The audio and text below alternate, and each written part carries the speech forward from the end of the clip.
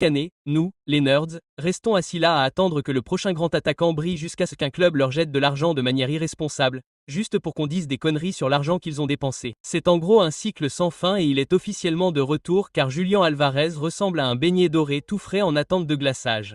Dans les nouvelles d'aujourd'hui, nous discutons de la façon dont Barcelone pourrait briser ce cycle et le recruter pour un prix assez raisonnable en janvier. Nous révélons comment son coéquipier international Lionel Messi m'a surpris avec une statistique spécifique en MLS et nous passons en revue tous les matchs d'hier, de la Carabao Cup à la Ligue Europa en passant par la Copa Libertadores, où Palmeiras a affronté River avant le match 1-0, mais il était mené au score cumulé. River Plate menait 1-0 pour leur donner une chance de se qualifier pour les demi-finales, mais Vito Roquette n'était pas d'accord. Il a marqué le premier but du match pour Palmeiras avant qu'il n'en marque deux autres pour tuer le match et éliminer River. En Ligue Europa, nous étions en surveillance et mon frère a pris une soirée de repos. Anthony n'a marqué qu'un seul but avec son pied faible et a délivré une passe décisive contre Nottingham Forest. Nous savons tous que c'est un travail facile pour le bouc, mais il essayait juste de lui donner une chance, alors je le respecte. Un autre Brésilien qui a marqué pendant ce match était Igor Jesus. Ses deux buts hier soir portent son total à 4 buts en seulement 126 minutes cette saison, ce qui est assez impressionnant. Mais ce n'est pas l'attaquant que nous allons voir aujourd'hui, les gars. Il faut que ce soit prudent pour cet homme. Mais avant d'en arriver là, nous avons eu d'autres nouvelles en Ligue Europa. Comme vous pouvez le voir,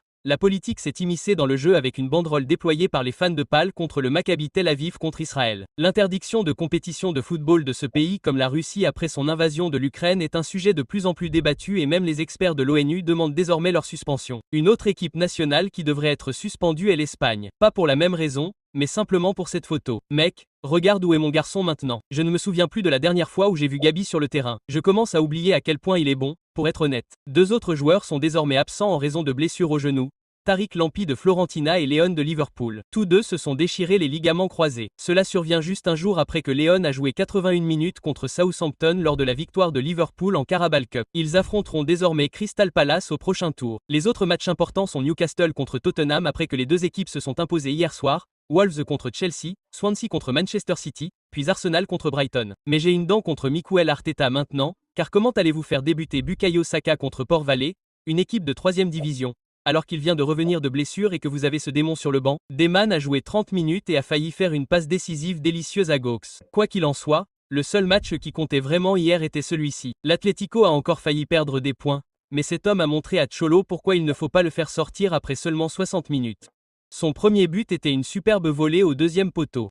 Et après avoir marqué un deuxième, il a inscrit un troisième but de la victoire de classe mondiale. Mec, si tu n'as pas regardé le match, ce n'était même pas le plus beau but. Tu dois aller regarder ces moments forts parce que Javadia est sorti de son salon. Et je veux dire, si ça ne remporte pas le prix du meilleur but de la saison en Liga, je serais surpris, mec. Mais on parle aujourd'hui de Julián Alvarez qui a marqué 4 buts et délivré une passe décisive en 6 titularisations cette saison. Pour quelqu'un qui joue pour le prestigieux Arambo FC, je veux dire, c'est plutôt bien. Gardez à l'esprit qu'il ne tire que 2,8 fois par 90 minutes, tandis que Mbappé a une moyenne de 6,1 tirs par 90 minutes. La vraie comparaison qu'il faut faire, c'est quand même le comparer avec le Shark. Tu ne le sais peut-être pas, mais Fedon Torres a également marqué 4 buts et délivré une passe décisive cette saison, mais il a joué beaucoup moins de minutes. Les deux joueurs n'ont que 25 ans. Fedon Torres joue pour l'équipe nationale espagnole. Il a vraiment le potentiel pour marquer beaucoup de buts en Liga. Honnêtement, je ne serais pas surpris si l'Atlético s'intéressait à lui et que Barcelone pourrait l'utiliser dans le cadre d'un échange pour faire venir Julián à un prix inférieur. En ce qui concerne les buts, personne ne touche Léo en MLS. Je ne m'en étais pas rendu compte. Il est le meilleur buteur du championnat, ce qui n'est pas fou. C'est le fait que Bouanga,